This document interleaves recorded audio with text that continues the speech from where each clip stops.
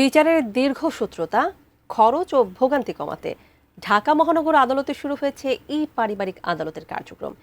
ই পারিবারিক আদালতের খবর জানাতে কুষ্টিয়া আদালত চত্বর থেকে যুক্ত হচ্ছেন প্রতিনিধি শরীফুল ইসলাম। শরীফুল, এই যে ই পারিবারিক আদালতের কথা আমরা বলছি, এই বিষয়টা একটু বিস্তারিত বলবেন, আর এই কার্যক্রমের আওতায় আসলে কি কি থাকছে? ধন্যবাদ তানিয়া। আপনি যেমনটি বলছিলেন, গতকাল ঢাকা মহানগর আদালতে ই পারিবারিক আদালত শুরু হয়েছে, কিন্তু মফস্বলে এখনো সেই কার্যক্রমটা শুরু হয়নি। আপনি যেমনটি বলছিলেন কি কি কার্যক্রম থাকবে ই পারিবারিক আদালতে ক্ষেত্রে যে বিষয়গুলো থাকবে, ঘরে বসে এক সেবা পাওয়া যাবে, সর্বনিম্ন খরচে এই আদালতের সেবাটা পাওয়া যাবে, ডিজিটাল নথি সংগ্রহ করা যাবে এবং অনলাইনে শিডিউল সংগ্রহ করা যাবে, রেজিস্ট্রেশন সুবিধাও পাওয়া যাবে, 24 ঘন্টায় সেবা পাওয়া যাবে।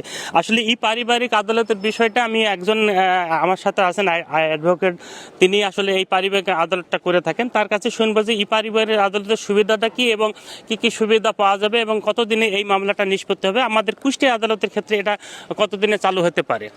আমরা সবাই জানি যে পারিবারিক আদালতে বিয়ে, তালাক, দেনমোহর, খোরপোশ, দেনমোহর, অভিভাবকত্ব, এই 5 ধরনের মামলা পরিচালিত হয়। এই 5 ধরনের মামলায় সাধারণত হচ্ছে জট। এই ই পারিবারিক আদালত প্রতিষ্ঠা হলে এই জট সাধারণভাবেই নিরসন হয়ে যাবে। মানুষ ঘরে বসেই বিয়ে সম্পর্কিত যে কোনো অপরাধ সংঘটিত হলে তারা ঘরে বসেই অনলাইনের মাধ্যমেই এই সেবাটা পাবে। পারিবারিক আদালত নিয়ে তাদের দেনমোহর, খোরপোশ, সন্তান অভিভাবকত্ব, দাম্পত্য পুনরুদ্ধার নিয়ে যে কোনো ধরনের সমস্যা বলে তারা ঘরে বসেই এই ধরনের সেবা পাবে, যার ফলে অত্যন্ত দোরগোড়ায় এই সেবাটা পৌঁছে গেলে মানুষ সহজেই পারিবারিক আদালতের যে সমস্যা সেটা সহজেই নিরসন হয়ে যাবে। আমাদের কুষ্টিয়ার ক্ষেত্রে কতদিনে চালু হতে পারে?